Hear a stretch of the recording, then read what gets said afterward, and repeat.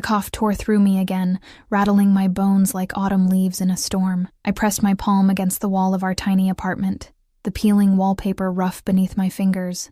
6 days. 6 days of this fever that wouldn't break, of trying to hide how bad it had gotten from Lily, my beautiful, observant 6-year-old, who noticed everything. "Mommy?" Her small voice came from the doorway of our bedroom, really just a curtained alcove in our studio apartment. "Are you okay?" I straightened, forcing a smile. "Of course, baby. Just a little tired." The lie tasted bitter on my tongue, mixing with the metallic tang that worried me more than I'd admit. The kitchen cabinet was empty except for a half package of crackers.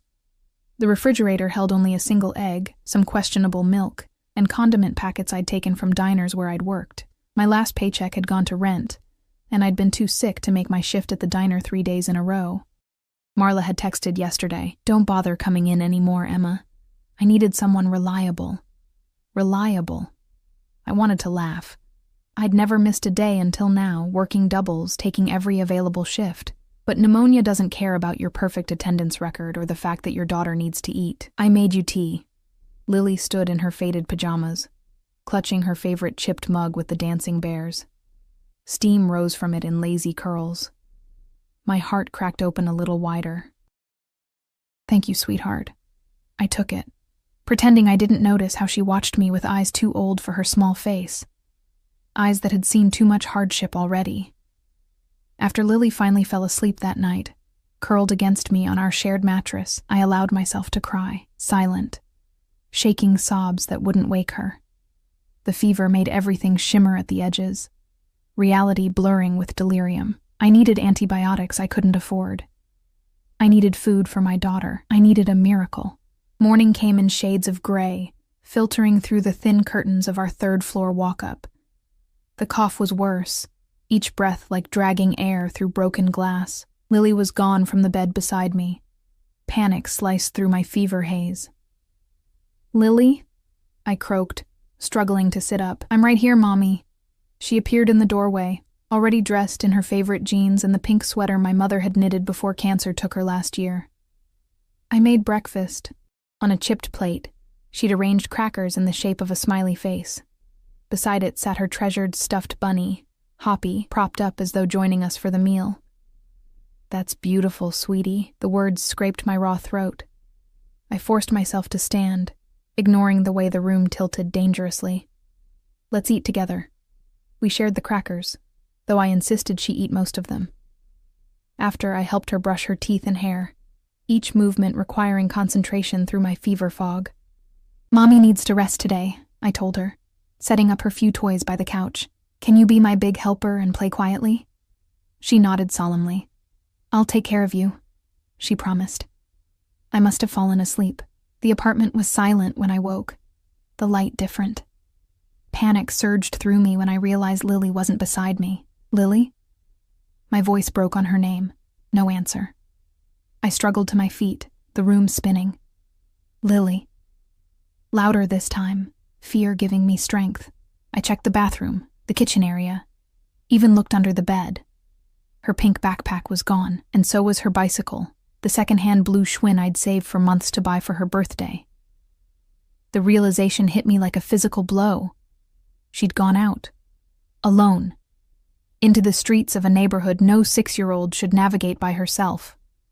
I grabbed my coat, not bothering with shoes beyond the worn slippers on my feet. The fever made the stairwell tilt and sway as I rushed down 3 flights, each breath a stabbing pain. Outside, the November air hit my fevered skin like ice water. "Lily!" I called, looking frantically up and down the street. Our neighborhood wasn't the worst in the city, but it wasn't safe either, especially not for a little girl alone. I spotted her 5 blocks down, standing on the corner near the bodega, her small hands gripping the handlebars of her beloved bike. A cardboard sign hung from the handlebars, written in her careful printing, "Bike for sale. My mommy is sick and hungry." My heart shattered into 1,000 pieces.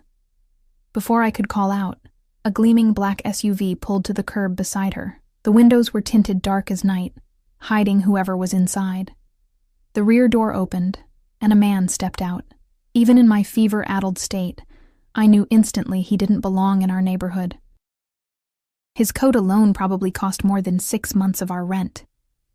Tall and broad-shouldered, with dark hair cut close at the sides, he moved with the easy confidence of someone accustomed to power. When he turned slightly, I caught the glint of something gold at his wrist, the crisp lines of what was undoubtedly a tailored suit beneath his open coat. He was speaking to Lily, my daughter, my cautious, shy daughter who knew better than to talk to strangers, was looking up at him and nodding. I saw her small hands gesture toward our apartment building, then point at the bicycle. I forced my leaden legs to move, to run. "Lily!" The word tore from my raw throat. She turned, her face lighting up. "Mommy, this nice man wants to help us." I reached them, grabbing Lily and pulling her against me, away from the stranger. Up close, I could see more details of the man. The expensive watch confirming my suspicions, the subtle scent of sandalwood and something distinctly masculine, the way his dark eyes assessed me with unsettling intensity. Behind him, I noticed another man standing beside the SUV, his posture alert, one hand inside his jacket in a way that made my instincts scream danger. "Your daughter was trying to sell her bicycle," the man said, his voice deep and smooth as aged whiskey. "She says you're sick." I pulled Lily closer, suddenly aware of how I must look. Pale, feverish, in pajamas and a coat, wearing slippers on the street. "We're fine," I lied, the words triggering another coughing fit that left me gasping. One dark eyebrow rose. "Clearly." I felt Lily squirm against me. "Mommy, I was trying to help." Like in the story where the girl sells her hair to buy a watch chain, the man's expression changed, something flashing across his features too quickly to identify. He crouched down to Lily's eye level, though still maintaining a respectful distance. "That's from The Gift of the Magi," he said, surprising me. "It's a beautiful story about sacrifice. Your mother is lucky to have someone who loves her so much." The way he said it, with genuine warmth, made something inside me shift uneasily. Men who looked like him, who had what he had, didn't stop for little girls selling bicycles in neighborhoods like ours. They certainly didn't reference O. Henry stories. He straightened, reaching into his coat. I tensed, instinctively shielding Lily, but he only withdrew a wallet. "I'd like to buy the bicycle," he said, extracting several crisp $100 bills. My eyes widened. The bike had been $30 secondhand. "That's too much," I managed, another cough threatening. "I disagree." His gaze was direct, penetrating. "I think it's worth every penny." Before I could protest further, Lily piped up. "What's your name?" I tensed, but the man just smiled, a surprisingly gentle expression on his otherwise intimidating face. "My friends call me Alex," he said, then added more softly, "and I'd like to be your friend if that's okay." A sleek black sedan pulled up behind the SUV, and another man in a suit emerged, nodding respectfully toward Alex before opening the rear passenger door. "This car will take you both to the hospital," Alex said, his tone making it clear this wasn't a suggestion. "My family doctor is waiting there. After, the driver will bring you home." Panic flared again. "We can't accept." "You can, and you will." His voice hardened slightly, though his expression remained concerned. "Your daughter went to extraordinary lengths to get help. Don't let pride make her effort meaningless." I swayed slightly, the fever making it difficult to think clearly. The thought of a doctor, of medicine that might actually help, was too tempting to resist. "Why?" I whispered. "Why would you do this?" Something passed through his dark eyes, something old and sad and fierce all at once. "Let's just say I recognize desperation when I see it." He handed the money to Lily, who took it with wide eyes. "This is for the bike, but I expect you to keep it for now. When your mom is better, I'll come collect it." He smiled at her. "Deal?" She nodded solemnly. "Deal." The driver was suddenly beside us, gently guiding me toward the waiting sedan. I was too weak to resist, Lily following close behind. As we settled into the luxurious leather seats, I caught one last glimpse of Alex through the window. He was watching us, his expression unreadable. The man who had been standing guard bent to whisper something in his ear, and Alex's face transformed, hardening into something cold and dangerous that sent a chill through me despite my fever. The sedan pulled away smoothly. Lily nestled against my side, clutching the money like it might disappear. "He was nice, Mommy," she whispered. I didn't answer, staring out the window as the city slid past in a fever blur. I couldn't shake the feeling that in my desperate need for help, I'd made a terrible mistake, that accepting kindness from a man like Alexander might come with a price I couldn't afford to pay, and as the sedan glided toward the hospital, I couldn't have known how right I was. The next 3 days passed in a medicated haze. The private room at St. Vincent's Hospital was larger than our entire apartment, with windows overlooking the river and amenities I'd only seen in magazines. Every time I questioned the arrangements, the nurses smiled politely and assured me everything had been taken care of. Dr. Winters, a kind-faced woman in her 50s, confirmed my self-diagnosis: pneumonia, severe enough that I should have been hospitalized days ago. "You were quite lucky," she told me on the morning of my discharge, reviewing my chart. "Another day or two." She let the sentence hang unfinished. Luck had nothing to do with it. The mystery benefactor, Alex, had arranged everything. Private room, specialists, even a hospital social worker who'd helped secure emergency food assistance and an extension on our rent. No one would tell me his last name or how to contact him. When I'd asked the stone-faced driver who'd brought fresh clothes for both Lily and me, he'd simply said, "Mr. Alexander will contact you if he wishes." The same driver waited for us outside the hospital entrance, holding open the door of now familiar black sedan.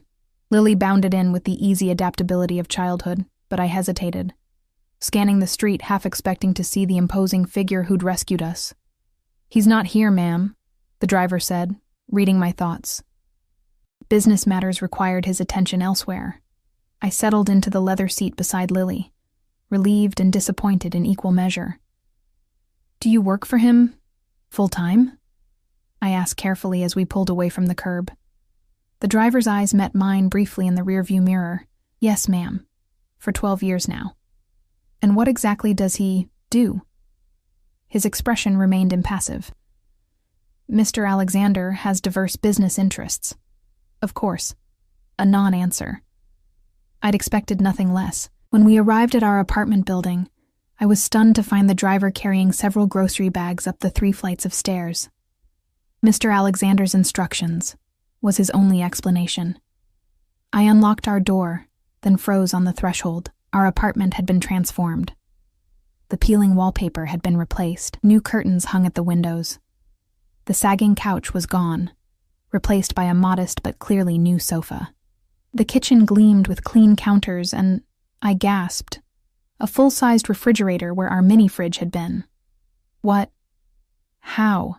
I stammered, while Lily rushed past me with delighted squeals, discovering a new bookshelf filled with children's books and a proper bed in our alcove where the mattress had been. The driver began unpacking groceries into the refrigerator and cupboards. "Mr. Alexander has taken an interest in your situation," he said, his tone neutral. "He asked that these improvements be made during your hospital stay." "I can't accept all this," I protested weakly, even as Lily hugged a brand new stuffed unicorn to her chest, her eyes shining. The driver finished his task and turned to me. For the first time, his professional mask slipped, revealing something almost like compassion. "Mrs. Collins," he said, using the name I'd given at the hospital. "In my experience, it's unwise to refuse Mr. Alexander's generosity. He is not a man accustomed to rejection." A chill ran through me despite the apartment's improved heating. "And what does he expect in return?" The driver's expression closed again. "That's between you and him. This is for you." He handed me an expensive-looking smartphone. "Mr. Alexander will contact you on this device." After he left, I sat on the new sofa, the phone heavy in my hand. Lily was busy arranging her new toys, chattering happily about the magic that had happened while we were gone. I should have been grateful. I was grateful. But beneath the gratitude swirled darker emotions: suspicion, fear, and something else I couldn't name. What kind of man did all this for strangers? Men like him, wealthy, powerful, didn't give without expecting something in return. The phone rang 3 days later. I'd just returned from my first day back at a new job, not at the diner where I'd been fired, but at an upscale cafe across town. The owner had called out of the blue, saying they had an opening for an experienced waitress with references from a mutual acquaintance. I didn't need to ask who that acquaintance was. Lily was at our neighbor Mrs. Petrova's apartment, where she went after school until I got home. The new phone's sleek surface lit up with an incoming call from unknown. My hand trembled slightly as I answered. Hello? Emma. His voice was exactly as I remembered, deep, confident, with the faintest trace of an accent I couldn't place. How are you feeling? Better, I said cautiously. Thank you for everything. It's too much. I don't know how I'll ever repay you. A soft chuckle. I'm not concerned about repayment. I understand your first day at Café Laurent went well? My spine stiffened. He'd been keeping tabs on me. How did you? I like to stay informed about my investments. He interrupted smoothly. The owner speaks highly of you already. I'm not an investment, I said, surprising myself with my boldness. A pause. No, he agreed finally. You're not. Another pause. I'd like to see you and Lily again, to check on your progress personally. It wasn't really a request. The memory of his face when the guard had whispered something to him flashed through my mind. That cold, dangerous expression that had warned me exactly what kind of man he might be. When? I asked, resignation in my voice. Tonight. I'll send a car at 7. I can't leave Lily alone, I protested. Bring her, he said simply. We'll have dinner. She can see her bicycle. So he had taken it after all. I'd wondered. Fine, I agreed, seeing little choice. 7 o'clock. The line went dead. I stood in our transformed apartment, feeling like I was balancing on a knife's edge. Part of me wanted to pack what we could carry and disappear, but where would we go? Back to the life where my daughter had to try selling her bicycle to feed us. Where pneumonia nearly killed me because I couldn't afford a doctor. The car arrived precisely at 7. Lily was ecstatic about the adventure, dressed in a new outfit that had mysteriously appeared in our closet, a pretty blue dress that fit her perfectly. I wore the only decent outfit I owned, suddenly conscious of how shabby it would look wherever we were going. The driver, a different one this time, took us across the river to a part of the city I rarely visited. The buildings grew more impressive, the streets cleaner. Finally, we pulled up to a sleek high-rise with uniformed security at the entrance. Mr. Alexander's private residence, the driver explained, opening our door. A doorman escorted us to a private elevator that required a keycard to operate. As we ascended to the penthouse level, Lily clutched my hand, her earlier excitement giving way to shyness. The elevator opened directly into a breathtaking apartment. Floor-to-ceiling windows showcased the glittering city below, and sophisticated furnishings in shades of gray, black, and deep blue created an atmosphere of masculine elegance. And there he was, standing by the windows, his broad silhouette outlined against the city lights. He turned as we entered, and I was struck again by his commanding presence. In dark trousers and a crisp white shirt with the sleeves rolled to expose strong forearms, he looked both more casual and somehow more intimidating than our first meeting. Emma, he said, crossing the room with fluid grace. Lily. He crouched down to my daughter's level. I'm glad you're feeling better. Lily, normally so shy with strangers, beamed at him. Our apartment is magic now, she announced. And Mommy's not sick anymore. Something like satisfaction crossed his features. Excellent news. He straightened, his dark eyes finding mine. You look well. I felt heat rise to my cheeks under his scrutiny. Thanks to you, I admitted. A slight nod acknowledged my gratitude. Dinner is ready, but first. He turned to Lily. I believe I owe you a bicycle inspection. Her face lit up. You have my bike? Indeed. This way. We followed him through the expansive apartment to a room that appeared to be a home office. There, gleaming as if brand new, was Lily's blue Schwinn, except it wasn't exactly as I remembered. The paint was fresher, the seat reupholstered, and it sported new handlebars with pink grips. You fixed it, Lily breathed, approaching it reverently. Just a few improvements, Alex said, watching her with an expression I couldn't decipher. It's still your bicycle. I've just been borrowing it as agreed. Lily ran her small hand along the frame, then looked up at him with absolute trust. Thank you for making it pretty again. Something flickered across his face. Vulnerability. So brief I might have imagined it. Dinner is getting cold, he said abruptly, turning away. We followed him to a dining room where an elegant table was set for 3. A man in what appeared to be a chef's uniform served us roast chicken for the adults, chicken fingers for Lily that looked far too gourmet to be called such. Throughout the meal, Alex asked Lily questions about school and her favorite books, listening to her answers with genuine interest. When Lily began to yawn, a woman appeared as if summoned by telepathy. "This is Ms. Chen," Alex explained. "She can show Lily to the entertainment room where she can rest on the sofa and watch a movie while we talk." I hesitated, maternal instinct flaring. "The door will remain open," he added, correctly reading my concern. "She'll be within earshot." After Lily had gone with the soft-spoken Ms. Chen, Alex led me to a sitting area near the windows. A bottle of wine waited on a side table. He poured 2 glasses and handed me one. "Why are you doing all this?" I asked finally, the question that had been burning inside me for days. He took a measured sip of his wine before answering. "Your daughter reminds me of someone I once knew." "Who?" His jaw tightened. "My sister. She would have been about your age now." The past tense wasn't lost on me. "I'm sorry," I said quietly. He shrugged, the gesture at odds with the emotion I'd glimpsed. "It was a long time ago. That doesn't explain the apartment, the job, all of it." Alex set down his glass, studying me with those penetrating dark eyes. "When I saw your daughter trying to sell her most prized possession to help you, it affected me." "So this is charity?"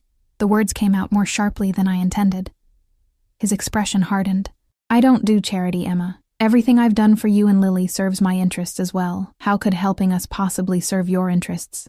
A dangerous smile curved his lips. "Perhaps I enjoy feeling like the hero for once instead of—" He trailed off, something dark crossing his features. "Instead of what?" I pressed. The smile vanished. "Instead of what I am." He leaned forward, intensity radiating from him. "Tell me about Lily's father." The abrupt change of subject threw me. "He's not in the picture," I said carefully. "I gathered that. What happened to him?" I stared into my wine glass, debating how much to reveal. "Jason left when I told him I was pregnant. Cleaned out our joint account on his way out." Alex's expression turned cold as ice. "What's his full name?" A shiver ran down my spine at his tone. "Why do you want to know?" "Humor me." "Jason Mercer," I said reluctantly. "But it doesn't matter. He's long gone." Alex's fingers tapped a slow rhythm on the arm of his chair. "Did he ever provide any support for Lily?" I laughed bitterly. "Not a penny. He made it clear he wanted nothing to do with either of us." Something dangerous flickered in Alex's eyes. "That's unfortunate for him." Before I could ask what he meant, a man appeared at the entrance to the room. The same guard-like figure I'd seen during our first meeting. He gave a slight nod to Alex, who immediately stood. "Excuse me for a moment," he said, following the man out of the room.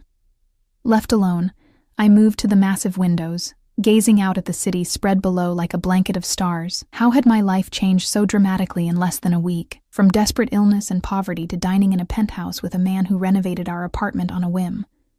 A man who asked pointed questions about my ex. A man who traveled with guards and spoke in veiled threats. I heard his footsteps returning and turned. His expression had changed, that same cold, lethal look I'd glimpsed on the street when we first met. "Is everything all right?" I asked.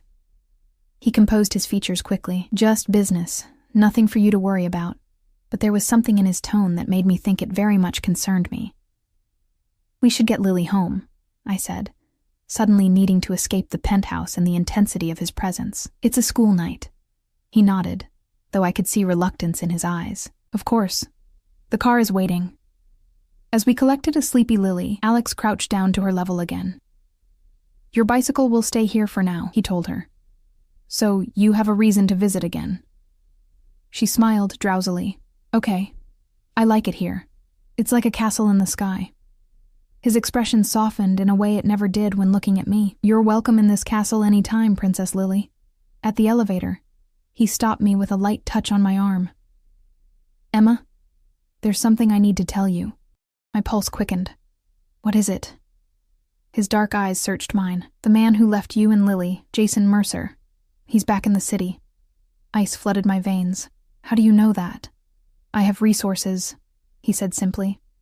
He returned 3 weeks ago, and he's been asking questions about you. Fear and anger warred within me. What kind of questions?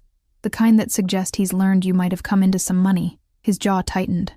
The kind that suggest he suddenly wants to be a father after all. The elevator arrived with a soft chime, but I barely registered it. Jason was back? After 6 years of silence? Listen to me carefully, Alex said, his voice low and intense. If he contacts you, call me immediately. Don't speak to him. Don't let him near Lily.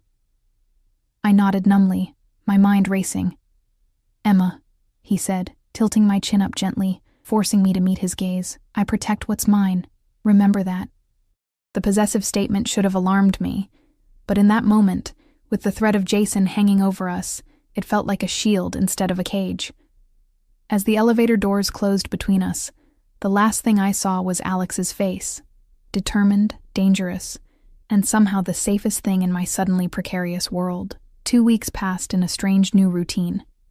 Each morning, I walked Lily to school before heading to Café Laurent, where I earned more in tips during one shift than I'd made in 3 at my old diner. Each night, we returned to our renovated apartment, no longer afraid of the heating bill or running out of food. Alex called every evening at 8 o'clock, precisely when Lily was getting ready for bed. He would speak to her first, asking about school, listening to her stories, then to me.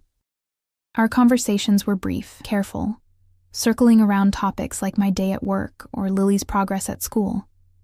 He never mentioned Jason again, though the warning hung between us like a storm cloud. I hadn't seen or heard from my ex, but I found myself looking over my shoulder, scanning faces on the street. The unfamiliar feeling of safety Alex had provided was now tainted with the knowledge that Jason was back, possibly hunting for what he thought I had. Friday evening, I was helping Lily with homework when someone knocked on our door. My heart jumped to my throat. Alex always called before sending anyone. Mrs. Petrova from next door always announced herself with a distinctive 3-tap pattern. I approached cautiously. Who is it? Emma, it's me, Jason. The voice I hadn't heard in 6 years. My body went cold. Lily looked up from her math worksheet, confused by my sudden tension. Go to your room, baby, I whispered. Close the door. She hesitated, sensing danger, then obeyed. I waited until I heard her door click shut before approaching our entrance. What do you want? I called through the door, not unlocking it. Jesus, Emma, I just want to talk. Open the door. His voice had that familiar cajoling tone, the one he'd used when trying to convince me his latest scheme was a sure thing, when explaining away missing money or late nights.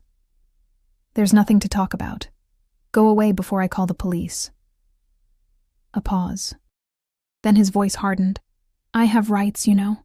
She's my daughter, too. Fury blazed through me. Rights? You gave up any rights when you emptied our bank account and disappeared for 6 years. I was messed up back then. I've changed. He lowered his voice, sounding almost sincere. I just want to meet her. She deserves to know her father.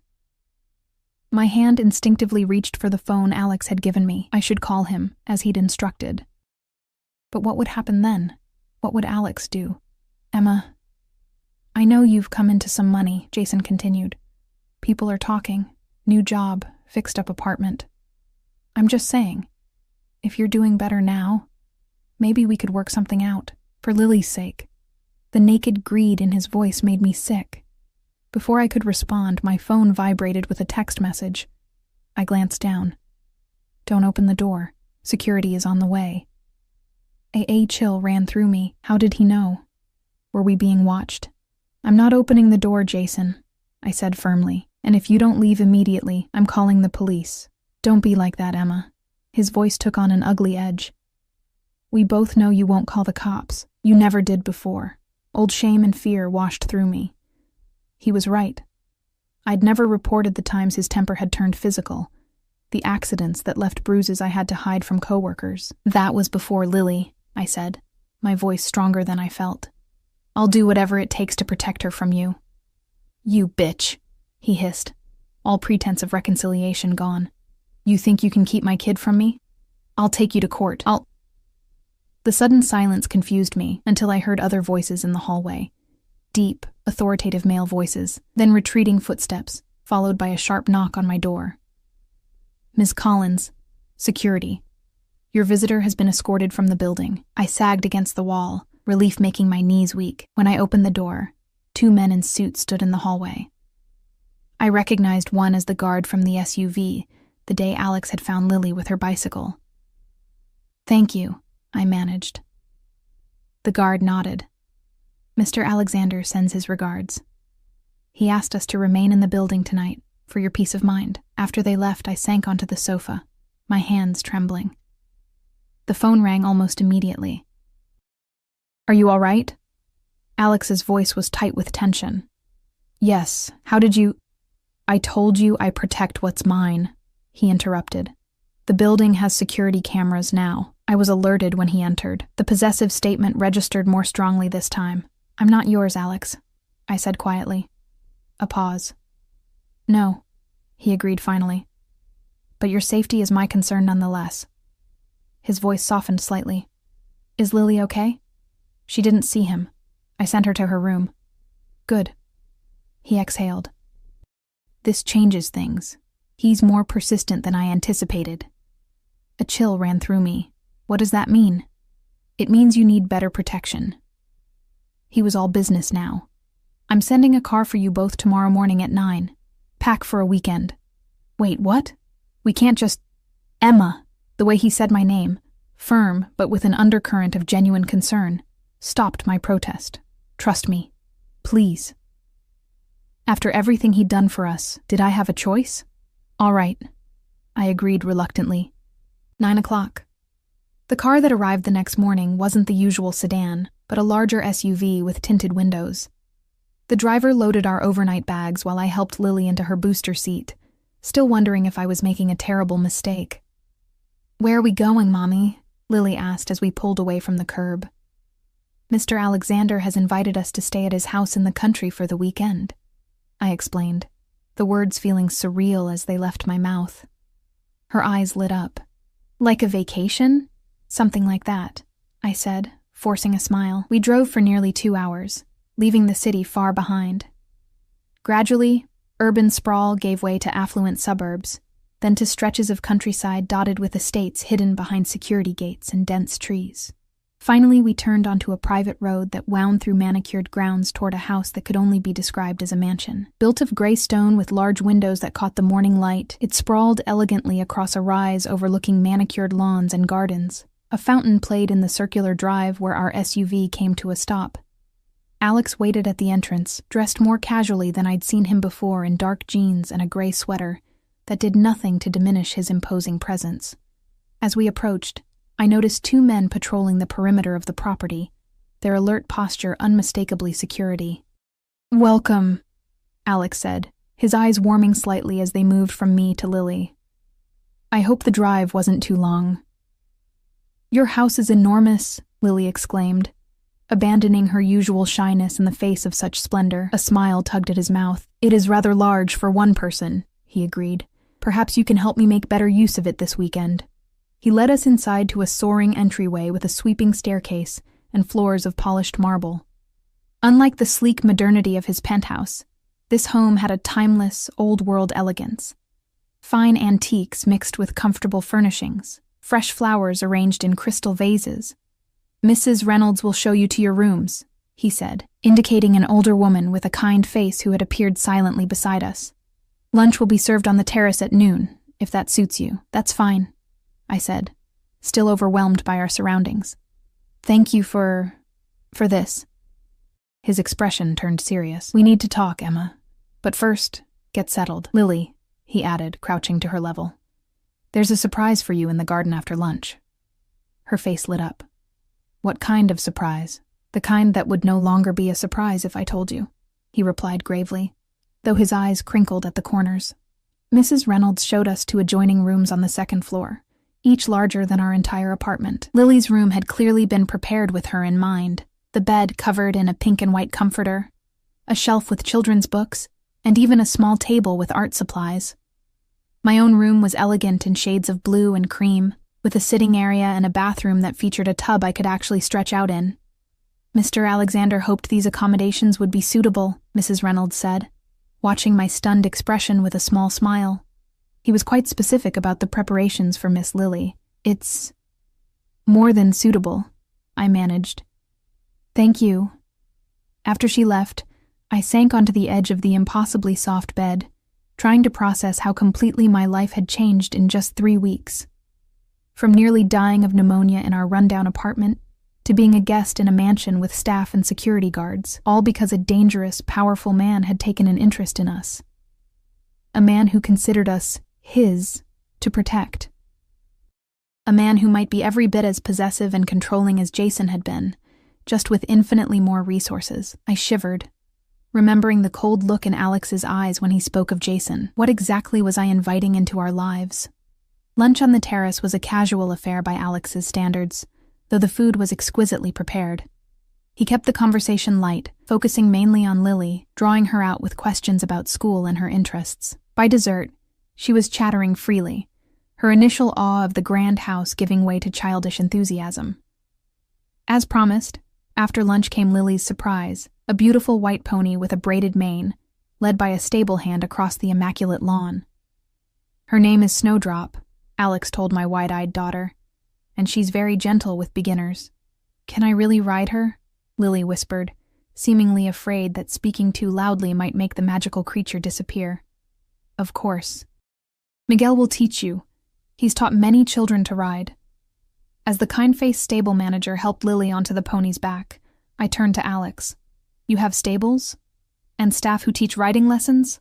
I asked, incredulous. He shrugged, watching Lily's delight as Miguel led the pony in a gentle circle.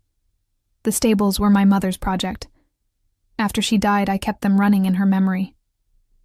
His voice softened. She believed every child should learn to ride. The glimpse into his past caught me off guard. You grew up here? He nodded, something distant entering his expression. This was my family home. He turned to me, changing the subject abruptly. While Lily is occupied, we should talk. He led me to a stone bench beneath a maple tree, positioned so we could still watch Lily's riding lesson while having some privacy. Jason Mercer is becoming a problem, he said without preamble. I tensed. What do you mean? Has he done something else? Alex's expression hardened. He's been making inquiries about me, about my businesses, about my connection to you. How would he even know about you? People talk. Your new job, the renovations to your apartment. Someone noticed. And Mercer has been asking questions. Anxiety coiled in my stomach. What kind of businesses would make him interested in you? Alex studied me for a long moment, as if deciding how much to reveal. I own legitimate enterprises. Real estate, import, export, hospitality, but my family's original wealth came from less conventional sources. My throat went dry. You're telling me you're what? A criminal? A dangerous smile curved his lips. I'm telling you I have connections that make men like Jason Mercer very nervous. His eyes never left mine. And that I won't allow him to threaten you or Lily. The implications hung in the air between us. I don't want anyone hurt because of us, I said carefully. Even the man who abandoned his pregnant girlfriend? Who stole your money? Who would use his own daughter as leverage to get to what he thinks you have? Put like that, my moral qualms seemed almost naive.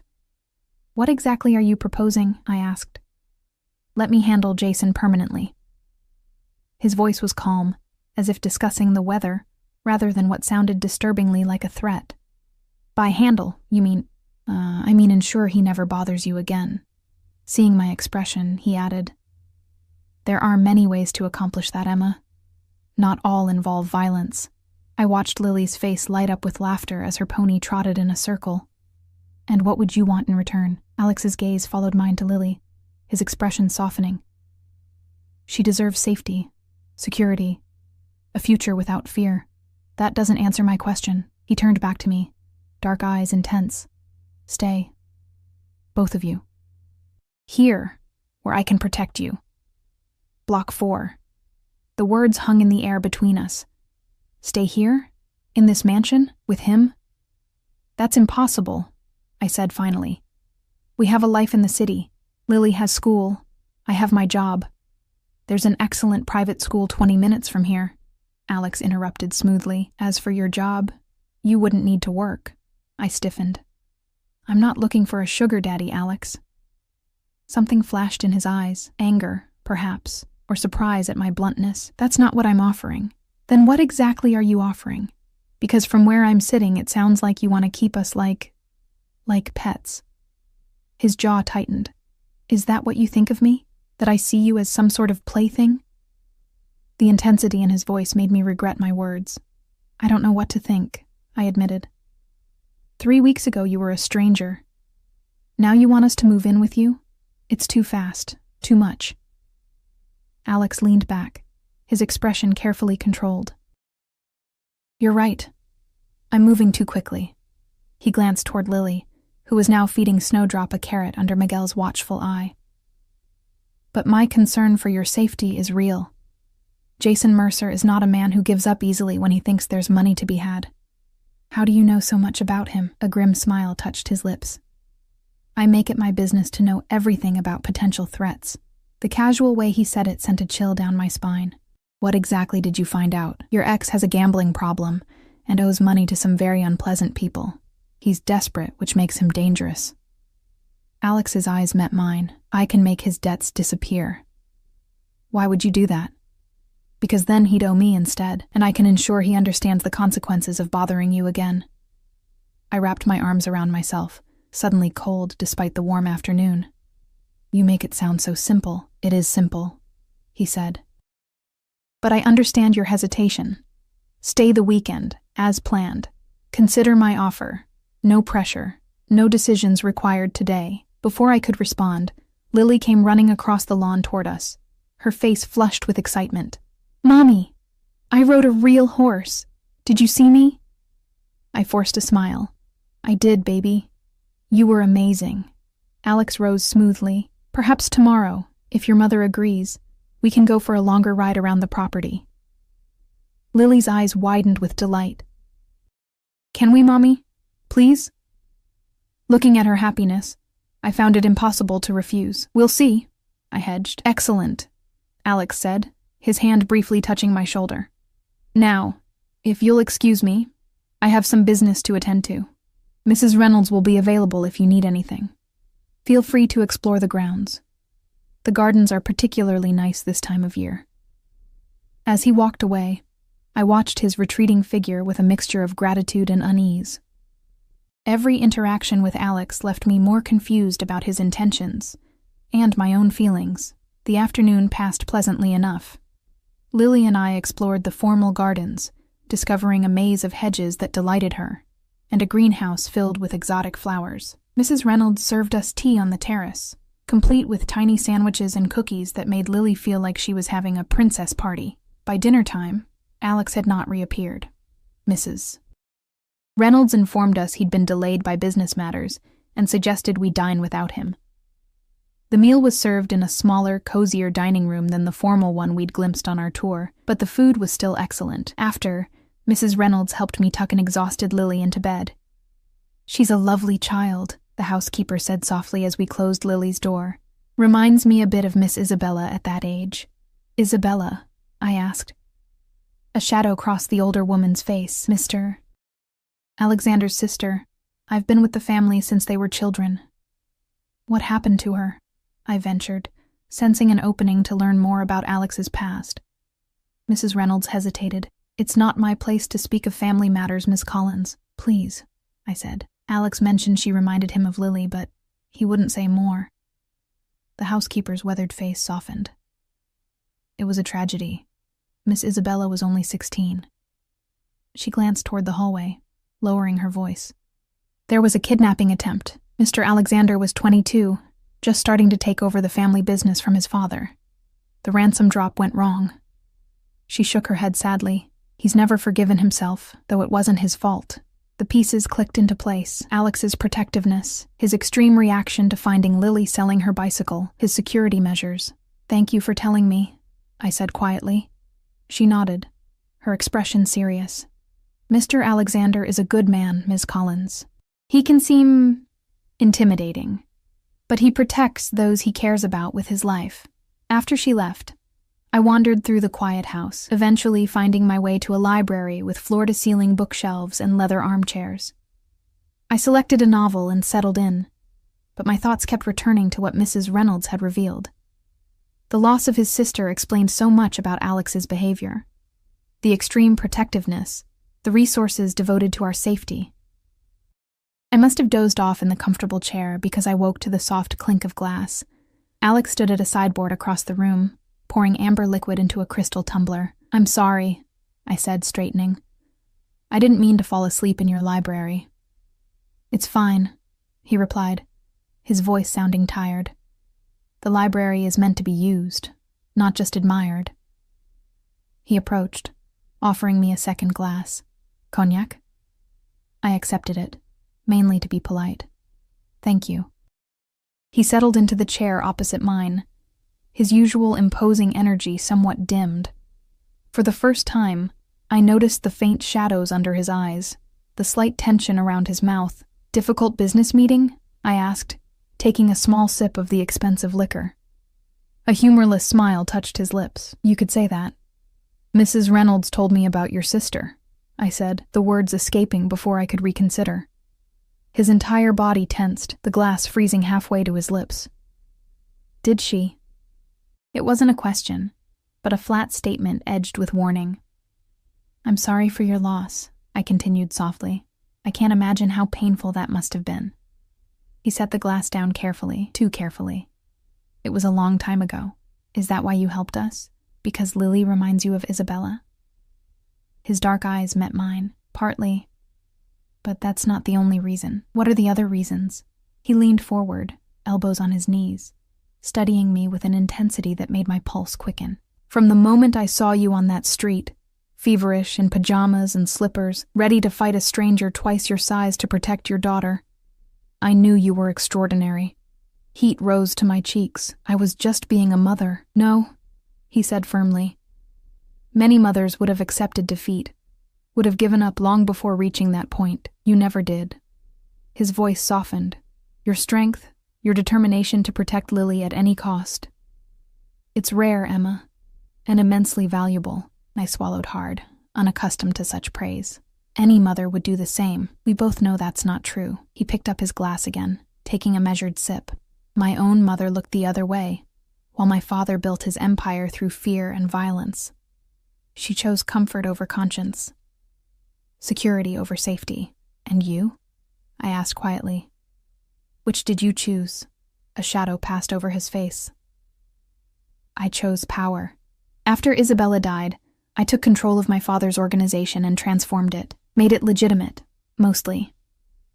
"Mostly," I repeated, the word hanging between us. He met my gaze unflinchingly. "The world isn't black and white, Emma. I do what needs to be done to protect what matters to me. And we matter to you. Again, not a question. Yes." Simple, direct, leaving no room for misinterpretation. I took another sip of cognac, letting its warmth spread through me. "I appreciate everything you've done for us, Alex. But I can't just uproot Lily's life on a moment's notice." "I understand," he said, surprising me with his easy acceptance. "Stay the weekend, as planned. After that, I'll arrange for additional security at your apartment until we find a more permanent solution." The tension that had been building inside me eased slightly. "Thank you." We sat in comfortable silence for a few minutes, the only sound the ticking of an antique clock and the occasional crackle from the fireplace. "Tell me about your family," Alex said finally. "You mentioned your mother died last year?" I nodded, the familiar ache of loss resurfacing. "Cancer. She fought for almost 2 years, but..." I shrugged helplessly. "She was all the family I had left, besides Lily. My father left when I was young. I barely remember him. So you understand abandonment firsthand." "Yes," I admitted. "Maybe that's why I tried so hard to make it work with Jason. even when I knew he was bad news. I didn't want Lily growing up without a father like I did. And yet you've raised an extraordinary child on your own, Alex observed. She's bright, kind, brave, all your influence. Pride warmed me. She makes it easy. She's always been special. Alex's expression softened. Yes, she has.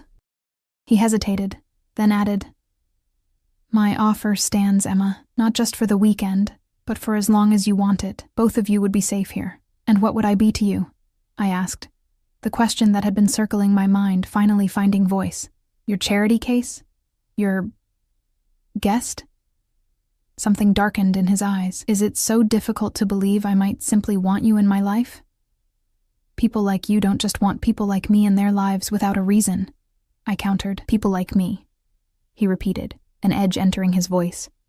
And what kind of person am I, Emma? I met his gaze steadily. Powerful, dangerous, used to getting what you want. A smile curved his lips, though it didn't reach his eyes. All true, but incomplete. Then complete it for me. He set his glass down and rose, crossing the space between us in 2 fluid strides. Before I could react, he was kneeling before my chair, his face level with mine, close enough that I could smell the cognac on his breath, and the subtle cologne that had become familiar to me. I am also a man who recognizes something precious when he finds it, he said, his voice low and intense. A man who has spent his life surrounded by people who want something from him. Money, power, protection, never simply him. My heart hammered against my ribs. And that's what you think I want? Just you? No, he said, surprising me. You don't want anything from me except safety for Lily. That's what makes you different, Emma. That's what makes you valuable beyond price. Without warning, his hand came up to cup my cheek, the touch surprisingly gentle from someone so formidable. Stay, he whispered, not as my guest or my charity case. Stay because I want to know what it's like to have someone in my life who sees me as a man, not a means to an end. I should have pulled away, should have reminded him of the vast differences between us, the danger inherent in his world. Instead, I found myself leaning into his touch, my eyes closing briefly as his thumb traced the curve of my cheekbone. I need time, I whispered. Time you shall have, he promised, his hand dropping away. All I ask is that you consider it. He rose smoothly, stepping back to a more appropriate distance. It's late. We should both get some rest. As if summoned by magic, Mrs. Reynolds appeared in the doorway. Shall I show Miss Collins to her room, sir? Alex nodded, his expression once again composed. Good night, Emma. Good night, I replied, following the housekeeper from the room, my skin still tingling from his touch, my mind a whirlwind of confusion. What had begun as a simple act of charity, a man helping a sick woman and her child, had evolved into something far more complex and dangerous, something that made my heart race and my better judgment falter. And as I slipped into bed in the luxurious guest room, I couldn't deny that despite all my reservations, a part of me wanted to say yes to his offer, wanted to step into the protection of his world, dangerous as it might be. I woke to sunlight streaming through unfamiliar curtains and the distant sound of Lily's laughter.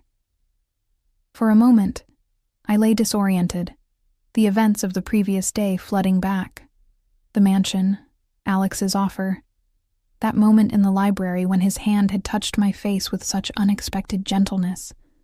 Following the sound of Lily's voice, I found her on the terrace with Alex. They sat at the breakfast table, my daughter animatedly describing her school art project while he listened with genuine interest. The scene was so domestic, so normal, it made my chest ache with longing for what we'd never had, a family, whole and secure. Good morning, Alex said, rising as he spotted me. Coffee? Please, I replied, taking the seat beside Lily. You're up early, sweetie. She grinned, chocolate smeared at the corner of her mouth. Mr. Alex said we can go riding again after breakfast, and there's a stream with fish we can see. I glanced at Alex, raising an eyebrow. You've been planning the day without me?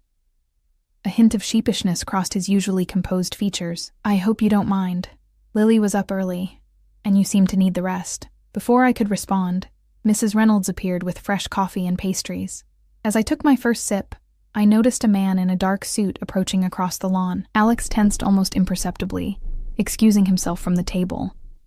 I watched through the window as he spoke with the man, their conversation brief but intense.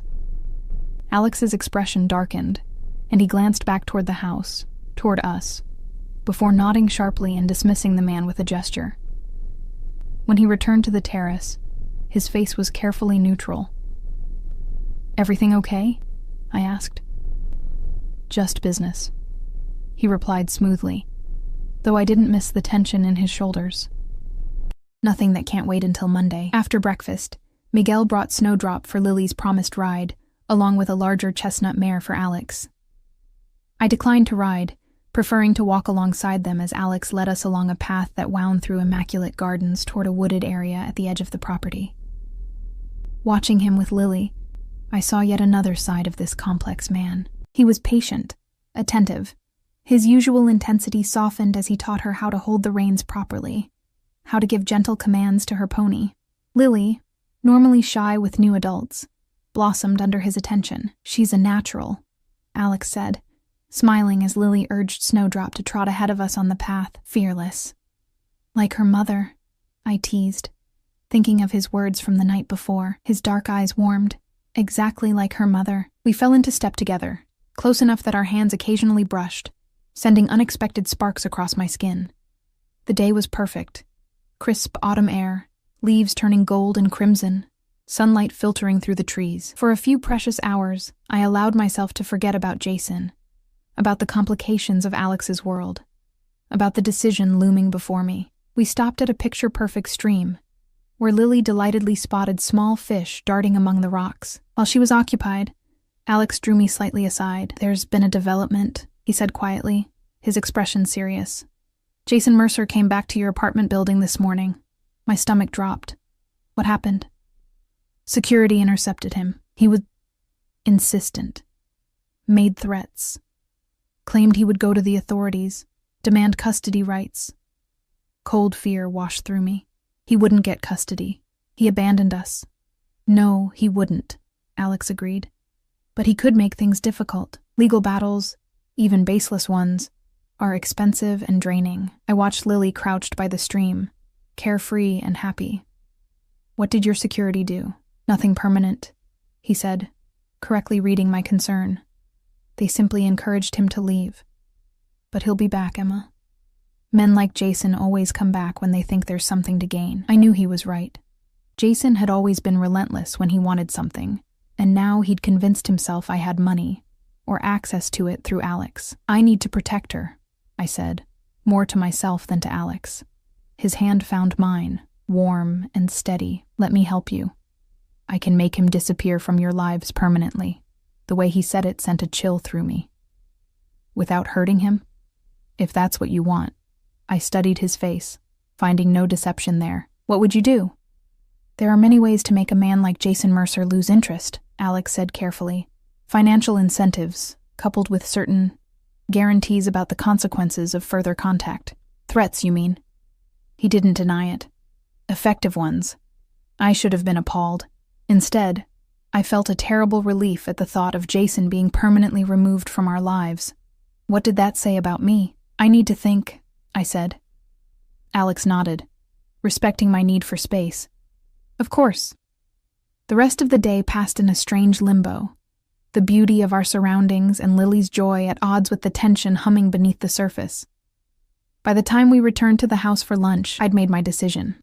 "I'll accept your help with Jason," I told Alex when we had a moment alone. "But I need to be clear about something. Lily and I can't stay here permanently, not yet. It's too soon. Too fast." His face remained carefully neutral. "I understand. But," I continued, surprising myself, "we could visit, get to know each other better outside of this crisis, see where things lead." Something like hope flickered in his dark eyes. "I'd like that." The compromise seemed to satisfy us both. After lunch, Alex was called away for a business call, leaving Lily and me to explore the house further. We discovered a room filled with musical instruments, including a grand piano that Lily touched with reverent fingers. My mother was a pianist, Alex said from the doorway, startling us both. This was her favorite room. He crossed to the piano, running his hand along its polished surface. "Do you play, Lily?" She shook her head, eyes wide. "It's so big." He smiled, sitting on the bench. "Would you like me to teach you a simple song?"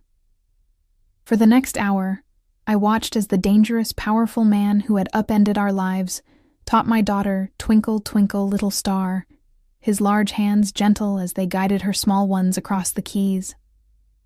The scene was so unexpectedly tender, it made my throat tight with emotion. That evening, after Lily had been tucked into bed, Alex invited me to join him for a walk through the gardens, now illuminated by subtle landscape lighting.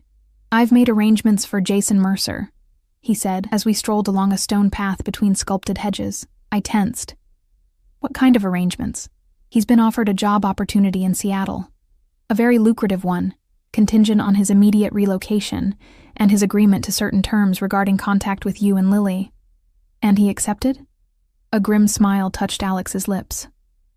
"Let's just say the alternatives I presented were less appealing. I should have felt relief. Instead, unease crawled up my spine." "You threatened him."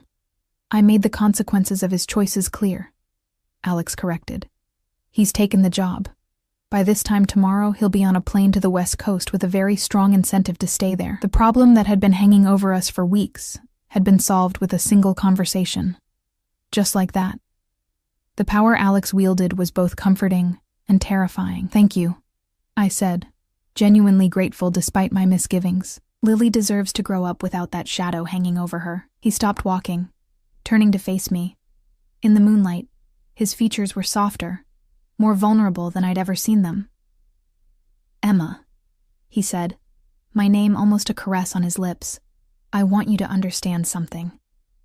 What I feel for you and Lily, it's not charity or obligation or some misplaced attempt to redeem myself for failing to save Isabella." "Then what is it?" I asked softly. His hand came up to touch my face, just as it had in the library. "It's the first real connection I've felt in years. The first time I've wanted to let someone see beneath the armor I wear." The admission, so honest and unguarded, broke something open inside me. All the walls I'd built after Jason, all the defenses I'd maintained to protect myself and Lily, suddenly seemed fragile in the face of Alex's sincerity. "I'm afraid," I admitted. "Not of you, but of what you represent. Your world is so different from mine." "Is it?" He countered gently. "We both know what it means to lose family, to be forced to be strong when we'd rather break, to protect what matters at any cost. Put that way, the differences between us seemed less significant. We'd both been shaped by loss, by the fierce need to protect what remained. I can't promise you a normal life, Emma," he continued, "but I can promise that with me, you and Lily will never want for anything. Safety, security, respect." His thumb traced my cheekbone. "And if you'll let me, I'd like the chance to show you that there can be more between us than gratitude and obligation." In answer, I rose on my toes and pressed my lips to his. The kiss was tentative at first, a question rather than a demand. His hands came to rest lightly at my waist, steadying but not confining me, giving me the freedom to pull away if I chose. I didn't choose to pull away. Instead, I deepened the kiss, my arms winding around his neck as he drew me closer. In that moment, the complications of our situation faded away. He wasn't a dangerous, powerful man with a shadowy past, and I wasn't a struggling single mother who'd nearly lost everything. We were simply a man and a woman, finding unexpected connection in a moonlit garden. When we finally broke apart, both slightly breathless, his dark eyes searched mine. "Does that mean you'll consider my offer? Give us a chance?"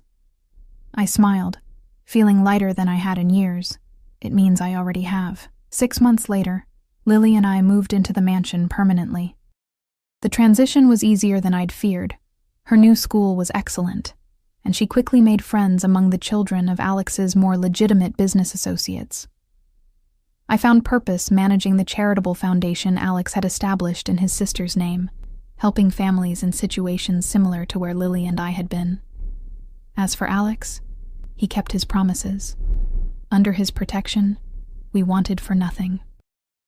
More importantly, He proved to be a man of his word in other ways as well, patient with Lily, respectful of my independence, gradually opening his world to me without forcing me into the darker corners of it. Jason remained in Seattle, his new life apparently compelling enough to keep him from risking Alex's displeasure. Sometimes I wondered exactly what threat had been made to ensure his compliance. But I chose not to ask. Some things were better left unknown. On Lily's 7th birthday, Alex surprised her with adoption papers, asking her permission, not demanding or assuming, to legally become her father. Her joy, as she threw her arms around his neck, told us everything we needed to know. Later that night, as we stood on the terrace watching the stars, his arms wrapped around me from behind, he pressed a small velvet box into my hand. "I'm not asking because I need an answer," he murmured against my hair. "I'm asking because I want you to know that I choose you, Emma, not out of obligation or guilt or any sense of responsibility. I choose you because you've shown me what it means to love without conditions." I turned in his arms, looking up at the complex, dangerous, tender man who had rescued us that day on the street corner, the man who had seen value in a sick woman and a little girl selling her bicycle.